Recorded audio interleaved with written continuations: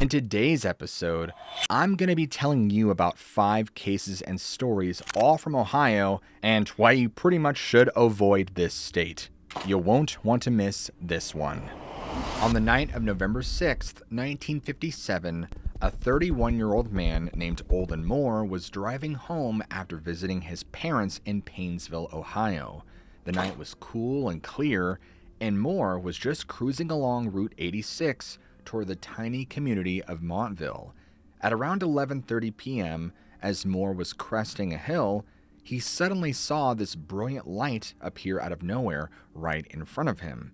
Initially, he just thought it was just a meteor, streaking across the sky. But then something really odd happened.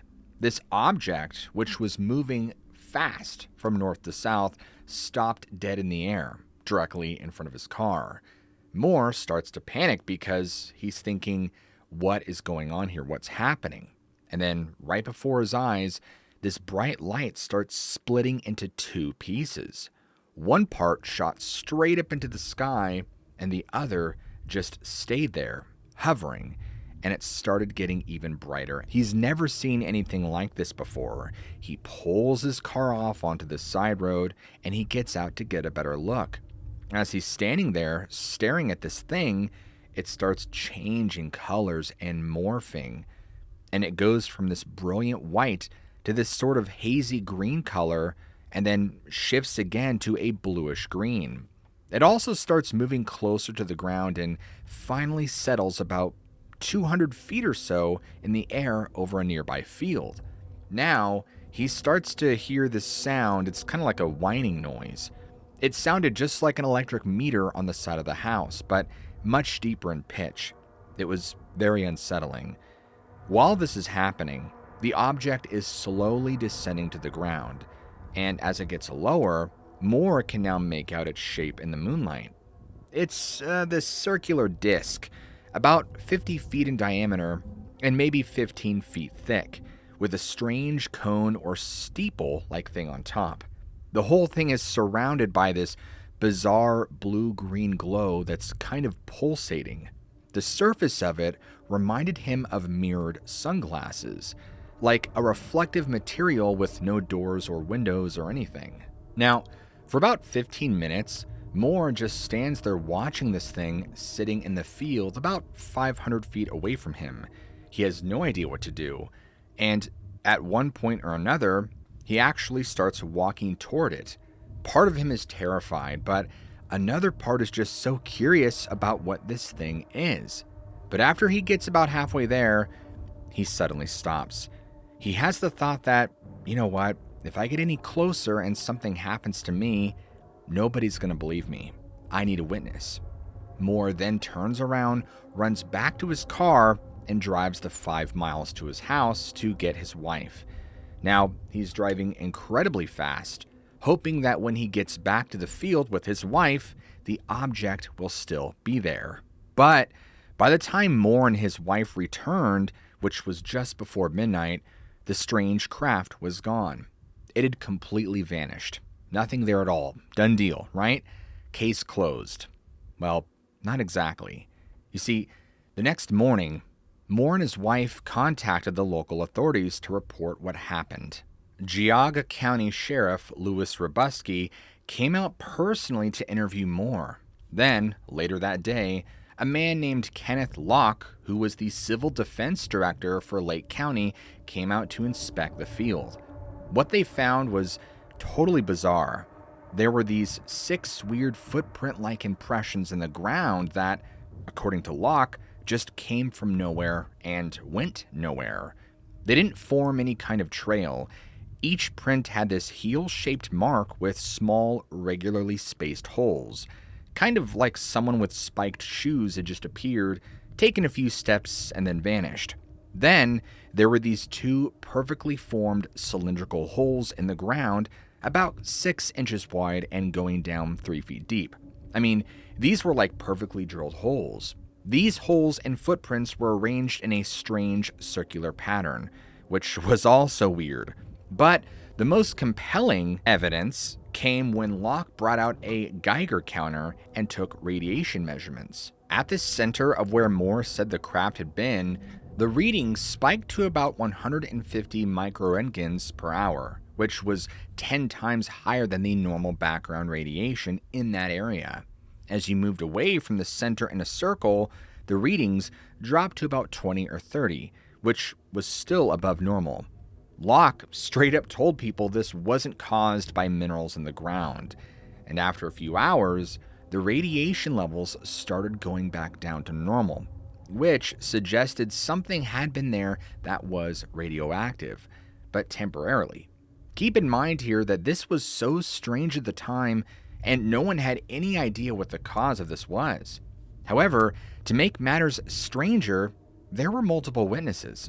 A local woman by the name of Mildred Wenzel, who lived about a half-mile away, discovered strange little pockmarks all over her car's roof and windshield the following morning.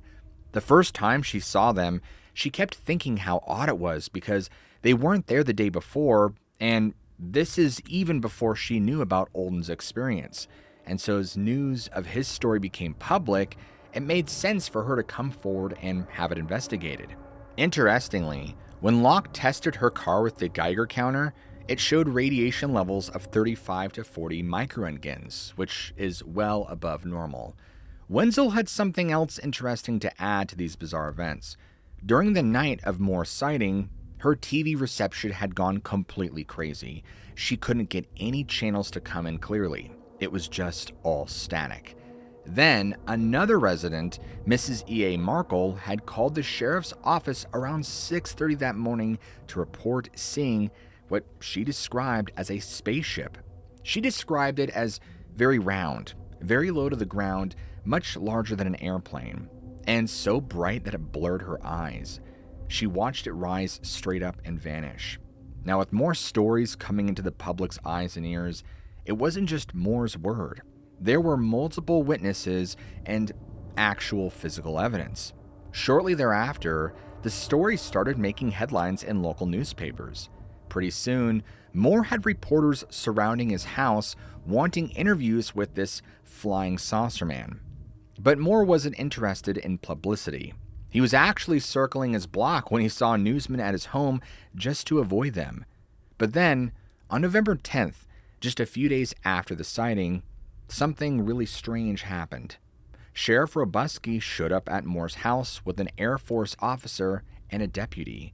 The officer asked Moore to cooperate by answering some questions about the sighting. The sheriff explained to Moore that, as a good patriot, he should come with them, and Moore agreed as long as they promised to bring him back that same night. They drove Moore to the field where the UFO had landed, and then, get this, they loaded him onto a waiting Air Force helicopter. The helicopter then flew Moore to Youngstown, Ohio, to some Air Force facility where he was questioned for several hours.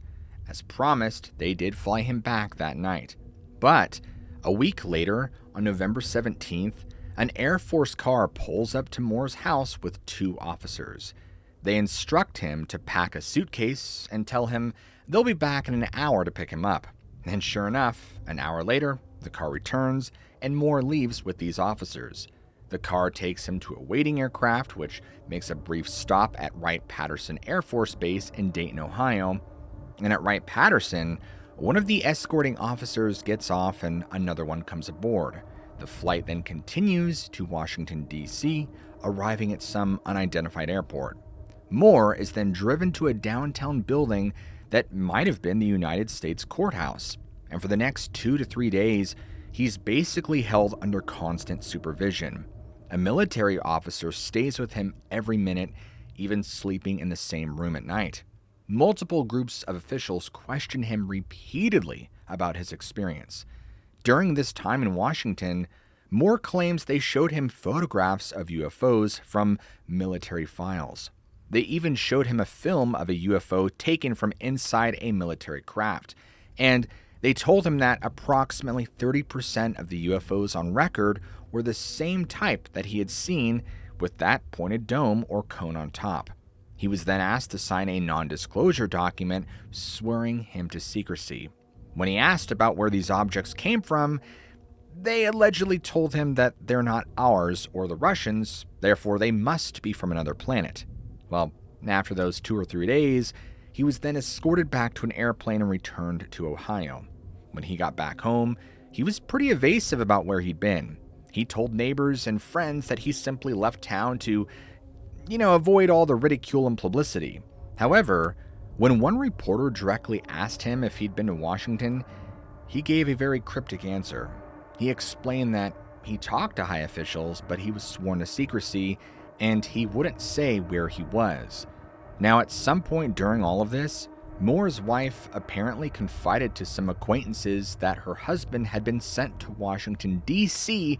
by the Air Force, and this information eventually reached local media. In early 1959, Moore even recorded an audio tape detailing his Washington experience, which did circulate among Ohio UFO research groups. And shortly after, 2 men from Wright-Patterson Air Force Base visited Moore and his wife. They tried convincing Moore that what he saw was just a large fireball, nothing more, a meteor. But Moore rejected this explanation. He knew that what he'd seen wasn't just a meteor, and based on the seriousness of the United States government's response to his experience and the files he was shown, he knew the truth. Interestingly, in 1969, the editor of Saucer News interviewed Lieutenant Colonel Robert Friend, who was the director of Project Blue Book at the time, about Moore's claims specifically. Friend said that Moore's Washington trip story was simply not true. He alleged that Moore had admitted to making it up to explain his absence.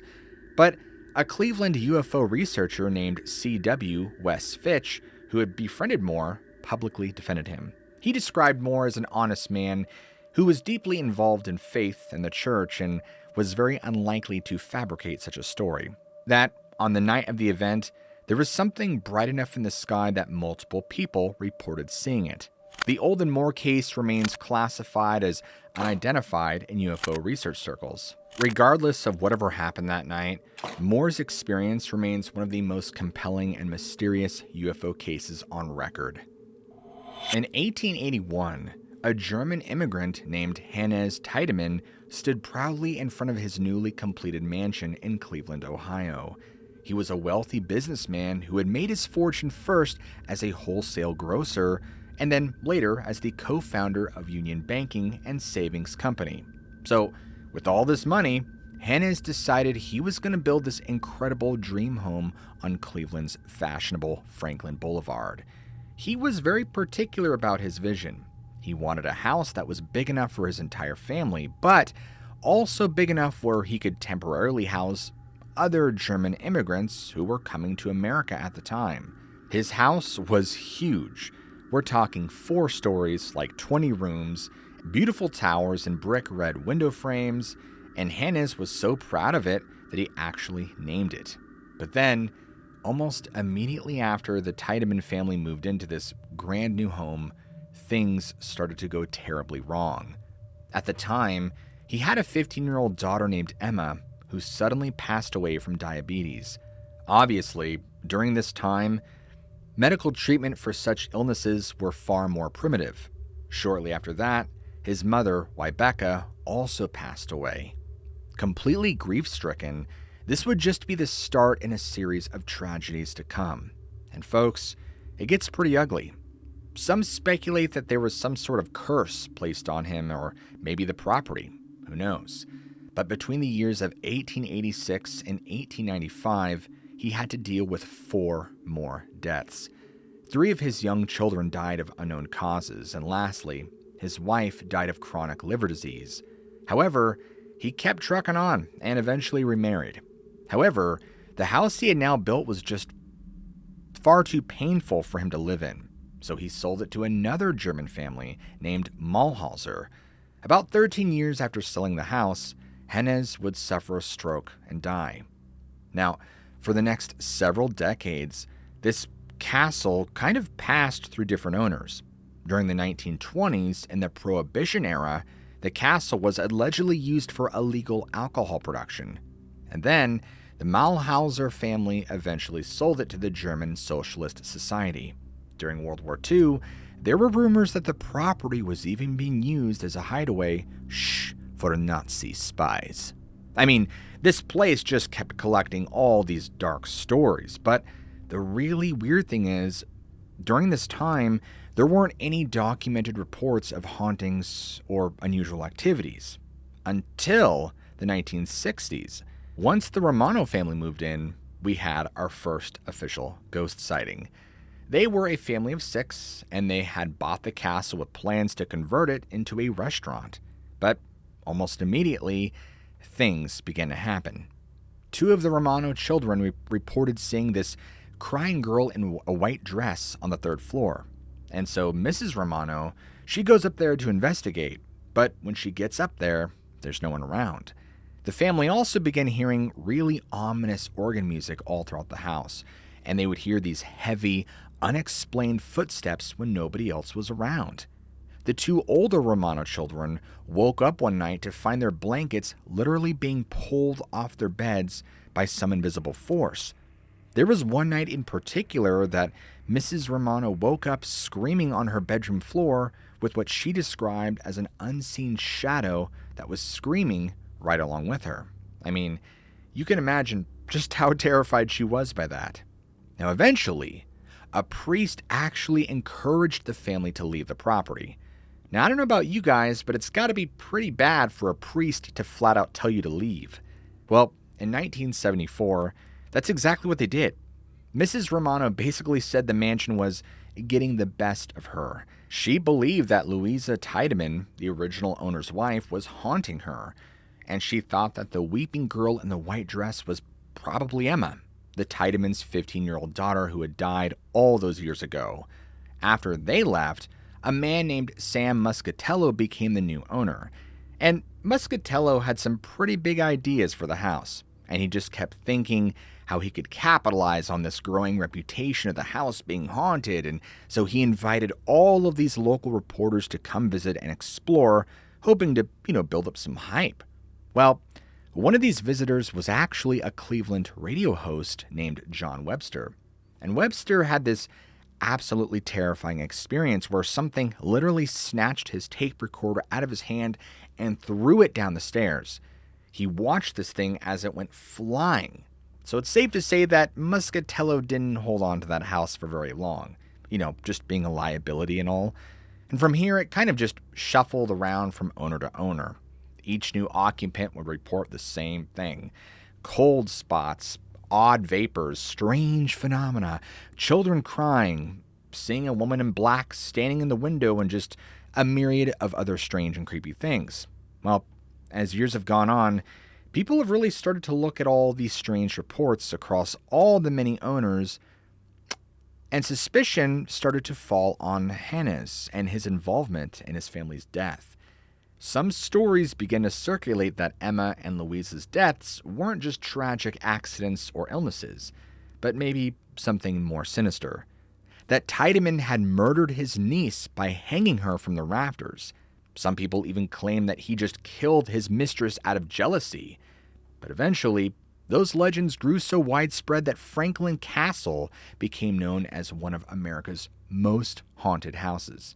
However, in recent years, a Cleveland author and historian named William Crecci decided to research the castle really extensively. In fact, he published a book called Haunted Franklin Castle. Folks, the research is clear. It suggests that all these stories about Tiedemann's cruelty have been greatly exaggerated. According to the book, Hennes was actually a compassionate man, and not the monster that he's portrayed as in all these legends. Despite historical skepticism, Crecci actually admits the house could still be haunted, and had some strange experiences during his own visits to the property. Nothing like having his recorder thrown across the room or anything like that, but just hearing voices and things like that. I mean, it is an old house after all. Today, Franklin Castle is private property. You can only view it from the outside, and no recent hauntings have been officially reported. The castle continues to be considered one of America's most haunted places due to its darker history. In the early spring of 1951, A 12-year-old girl was just sitting in her bedroom in this little house in rural Ohio. She was doing her homework, just, regular schoolwork, and it was starting to get dark outside. As she's sitting there at her little desk, just working on math problems, she hears this weird sound coming from outside her window. Intrigued by this, she gets up and walks over to it. Because she lived in a more rural area, she was expecting it to be a deer, but she knew the sounds weren't adding up. When she goes and opens the blinds to the window, she's completely shocked by what she sees. Standing in her backyard is this massive, hairy creature, and I mean massive. I'm talking at least 14 feet tall. That's more than twice the size of a normal person. She just starts screaming. She's completely terrified, just staring at this behemoth. It then turns in her direction and stares back at her through her window. Within seconds, it becomes apparent that whatever this animal is not alone. There's a whole group of them standing behind this big one. There's a female that's nearly as tall, and then a few others that were almost as big as the female, but based on their size, probably weren't as old. All of this taking place over a matter of seconds, and she just starts screaming for her dad. He comes rushing in the bedroom thinking something terrible has happened. But by the time he gets to her and can look out the window to see what she is reacting to, these things have already disappeared back into the woods behind the property. She is literally hysterical, and he's doing his best to console her, and he keeps asking her, "What did you see? What's going on?" And she just tells him about these huge, horrible, hairy monsters. Being an adult of rational mind, he tried his best to take what his daughter told him with a grain of salt, but he could see how visceral and real and raw her emotions were. She clearly saw something that spooked her, and all he could do in that moment was just comfort her and tell her she was going to be okay and that nothing was going to hurt her. Well, things calmed down after that, and she didn't have any other issues. Fast forward about a week later, and these things come back. This time, however, the father sees these things, and he realizes in horror that his daughter was not making this up. Doing his best to defend his family, he runs and grabs his shotgun, and he's prepared to protect his castle. However, it didn't seem like anything came of it. They didn't try anything, try to get up to the house or anything. And before he knew it, they were gone again. Fortunately, his daughter did not see them, and it was only him. However, over the course of the following few weeks, they start getting braver. They start coming back almost every night, and it gets to the point to where the father keeps his shotgun by his bedside just in case. On one night in particular, the young girl woke up to the strange scratching sound in her window. She kind of stirred awake and, in that sleepy stupor, walked over to the window to see what it was, and as she does this, she can see this big 14-foot creature on the other side of the window looking in at her. She becomes absolutely terrified and again screams for her father. Within seconds, her dad busts in with the shotgun in hand like last time, but by the time he gets in the room, it's gone again. This kept happening over and over like some sort of horrific nightmare. Well, one night, things came to a head when the girl woke up to a strange noise in the room, and when she opened her eyes, that thing was in her bedroom with her. It was actually standing over her next to her bed, and before she could even scream, it just reached down, scooped the girl up. It quickly, and what I assume very nimbly, made its way through the large window in her room. But here's the strange thing, because the next morning, she wakes up back in her bed. She has no memory of how she got back there, and all she could remember was being carried off into the woods. Everything after is just kind of blank. The first thing she'd do that morning is tell her father what happened. And obviously, the entire family is terrified. Nobody knows what to do.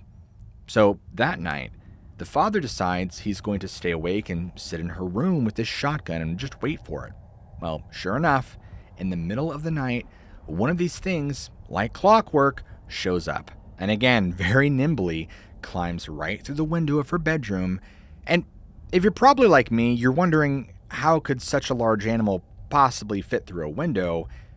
And the only thing I can think of, because it was never explicitly described in the original account is that back in the 50s, they had rather large windows with no screens, so that's the only thing that makes sense, especially if it's like an old farmhouse.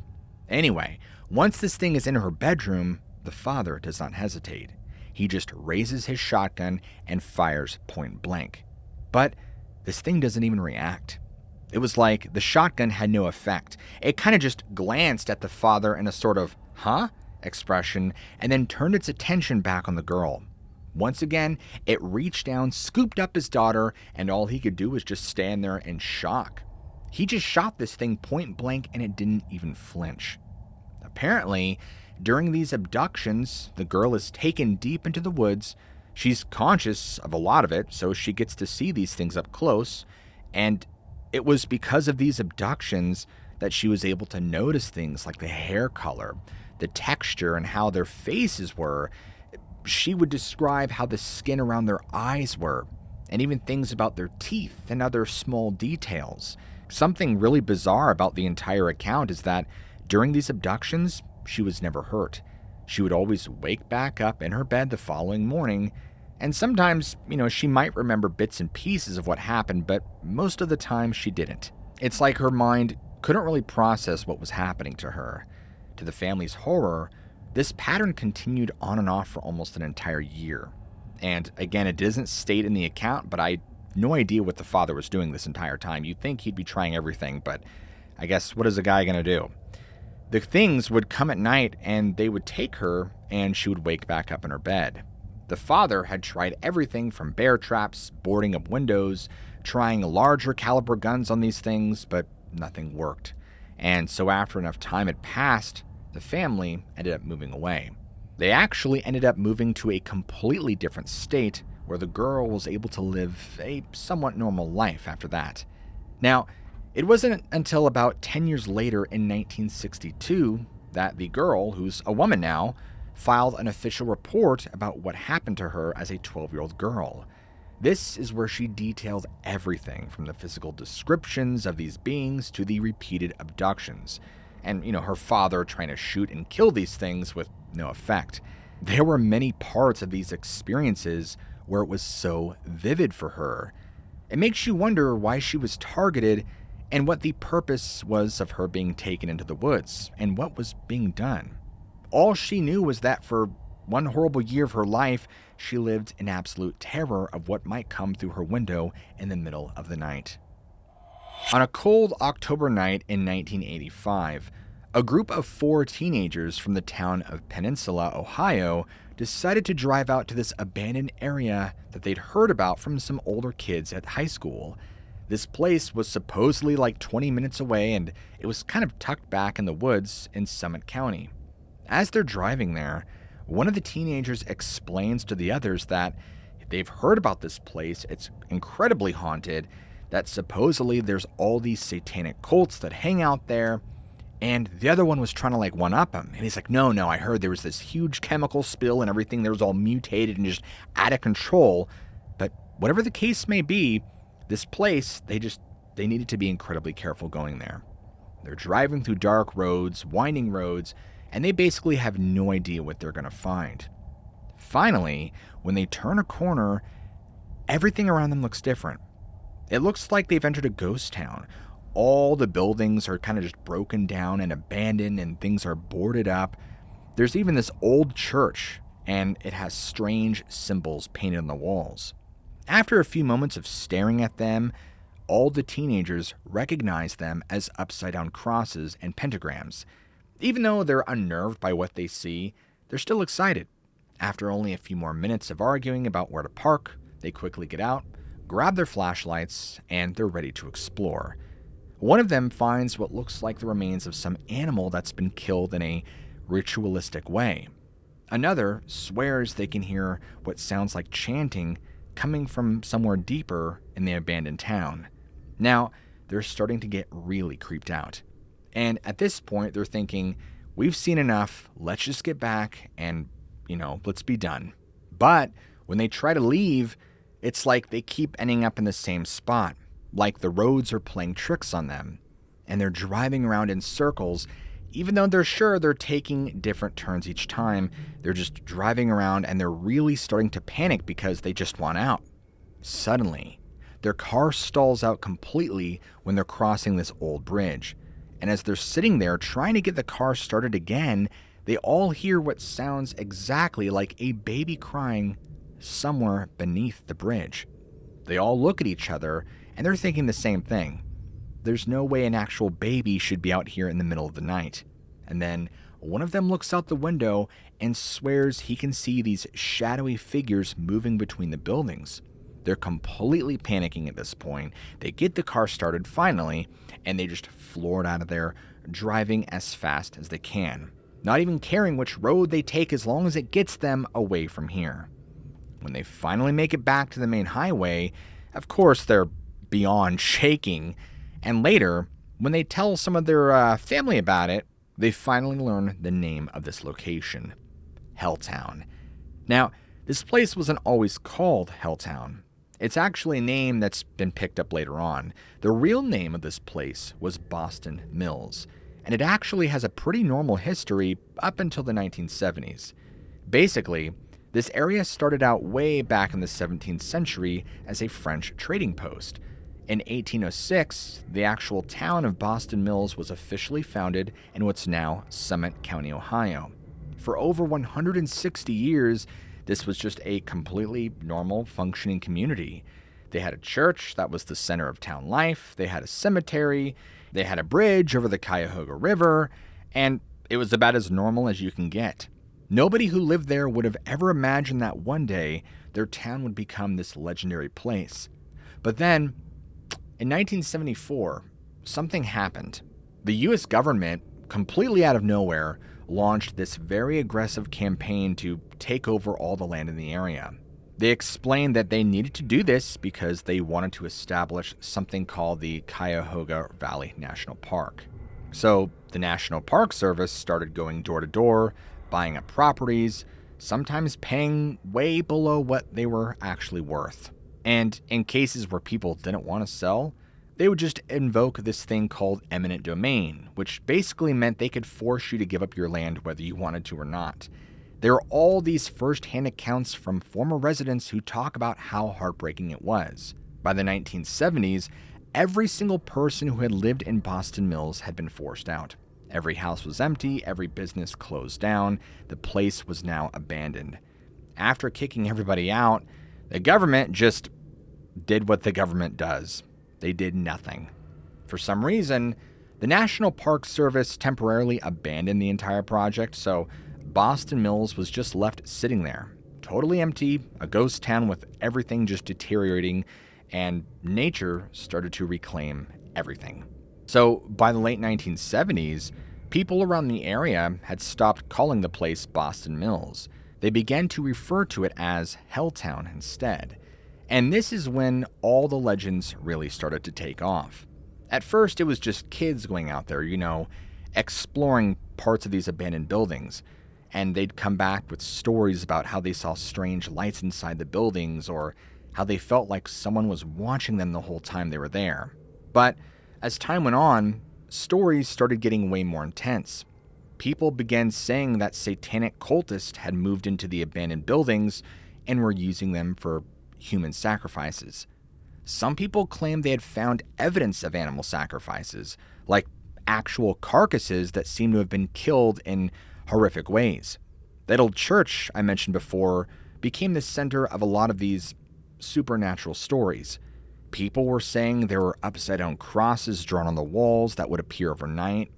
Others claimed that they had seen strange red lights flickering inside when there shouldn't have been any electricity. There was another very persistent legend about a hermit who lived in the church basement, and that if you tried to explore, he would burst out of nowhere, chase you, and supposedly he was a cannibal. Then, in the 1980s, this whole new legend started spreading around. According to the story, there was a truck carrying all these toxic chemicals that crashed in the area, creating what people called the Krejci dump spill. Supposedly, the Environmental Protection Agency came in to clean it up, but not before it caused all these mutations in the local wildlife. People even started calling one part of the area Mutant Town because of this. And there was also this legend of the Peninsula Python, which was supposedly this massively oversized snake that had been mutated by the toxic spill and was now lurking in the woods around Helltown. Sounds like a early 2000s sci-fi movie, doesn't it? Now, there's actually little evidence of a chemical spill that ever really happened, but that didn't stop people from believing it. As the abandoned buildings kept deteriorating through the 1980s and into the 90s, more and more stories kept piling up. Apparently, there was a legend about an abandoned school bus that became the center of one of the most horrific stories. According to the legend, the bus was once carrying a bunch of high school students who were heading to a ski resort. Then, supposedly, this elderly woman flagged down the bus, saying she needed help for an injured boy. But when the bus driver followed her directions and drove down this narrow path toward her house, the story goes that Satan worshippers suddenly swarmed the bus and annihilated everyone. The bus supposedly sat out there for decades as a reminder of what happened. People claim that if you went near the bus at night, you could hear the voices of young people screaming or crying, accompanied by child-sized or teenage-sized spirits moving in the brush nearby. There's also another story about an abandoned slaughterhouse in the area. People had told stories about how it had been used by a psychopathic killer, and if you looked through the windows, you could supposedly see the tormented souls of the victims. But interestingly, there's actually no evidence of a slaughterhouse ever existing. There were also stories about human bodies being found dismembered in the woods, supposedly connected to more cult activity. Some claimed that some of the roads were mysteriously blocked with road closed signs, and they believed cultists were putting them up to keep people away from what they were doing. And there was also the story about the Black Hearse. People claimed that if you drove around Helltown at night, you might be followed by this ghostly black hearse with only one headlight. And Stanford Road, which was once the main road through town, became known as the end of the world. People were saying the road was cursed, and if you drove on it, an unseen force would take control of your vehicle. At the end of the road, they said there were Satanists in robes just waiting for you. Another route through the area was nicknamed the Highway to Hell, with legends of an axe-wielding maniac who would attack anyone who came by. The cemetery obviously had its own set of legends. People talked about seeing shadowy figures moving among the gravestones. Some claimed that there were trees that would move all by themselves. And supposedly, one ghost would sit on a bench in the cemetery and just stare vacantly at all the graves. In addition to people claiming they would see strange dancing lights and things like that. And of course, there's the Crybaby Bridge, which is the bridge over Cuyahoga River. The story went that a baby was thrown to its death from this bridge, and if you stopped your car on it, this dust would form with what looked like tiny footprints in it. Some people said that they could hear the sound of a baby crying when they crossed the bridge. But by the 1990s, Helltown had reached this peak of creepiness.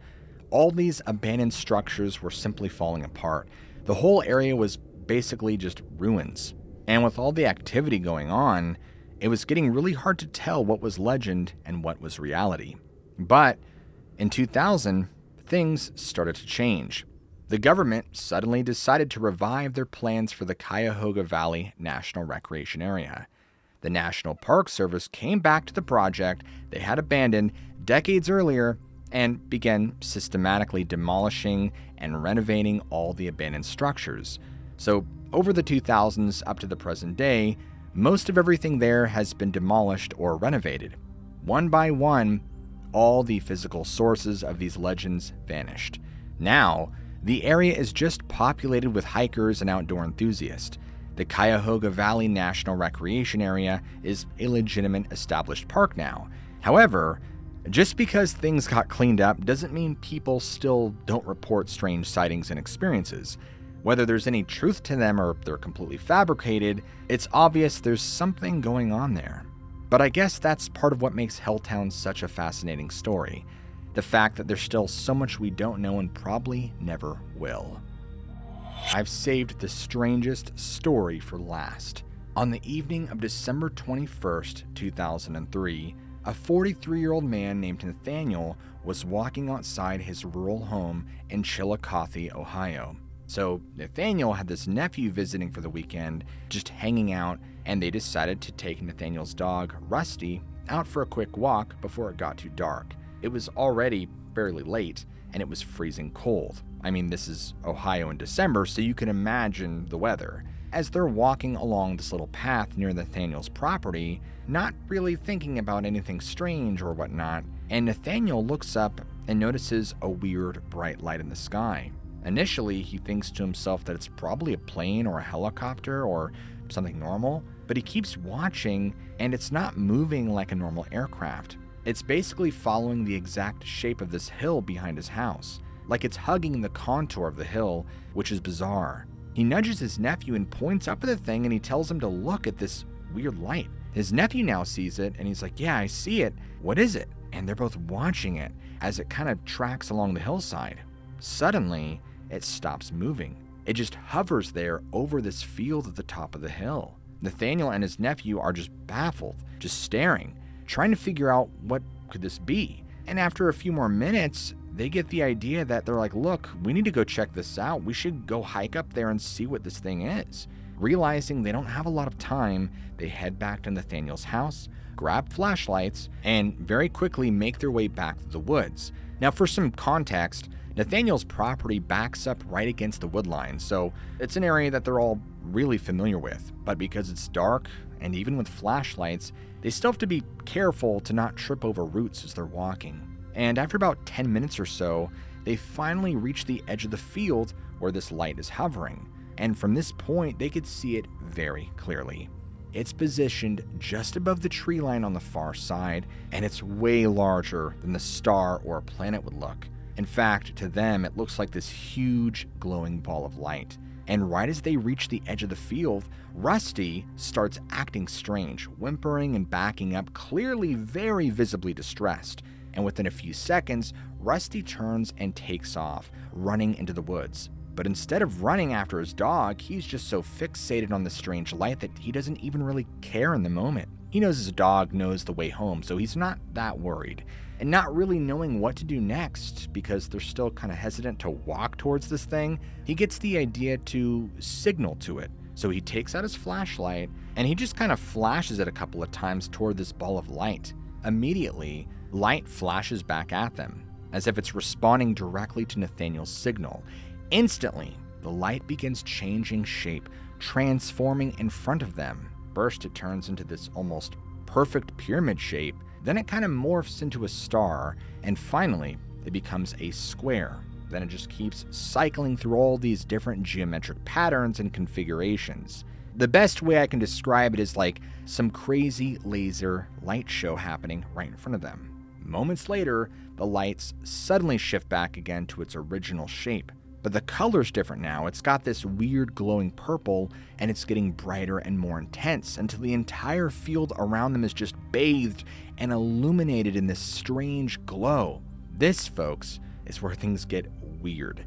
Nathaniel and his nephew are holding their arms up in front of their face because of how bright it's getting, but they could still notice some things around them, and this is when they both spot some figures that are now coming out from the top of this globe. Nathaniel can make out that whoever these people or entities or things were, they're making gestures, motioning with their arms like they're trying to communicate or signal to Nathaniel and his nephew. And now they start to float down through the air toward Nathaniel, and it then positions itself directly in front of them, facing them. And from what Nathaniel can make out, it's shaped like a human, the same head and body and arms and just general proportions, but it's made out of a purple light.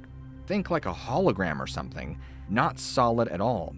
No face, no eyes, no features, and Nathaniel could not discern any fingers. It just looked like it was wearing what I guess would look like long robes. At this point, he's absolutely terrified, and he's not sure if he wants to run, but he just flat out asks what it wants, but it doesn't respond. It decides to reach out its hand, I guess you'd call it, in a friendly gesture, and when he does this, the thing actually reaches out its own hand and places it on top of Nathaniel's. But Nathaniel doesn't feel anything because there's no sensation or pressure or anything or heat. but he can clearly see this glowing purple hand or appendage resting on his own.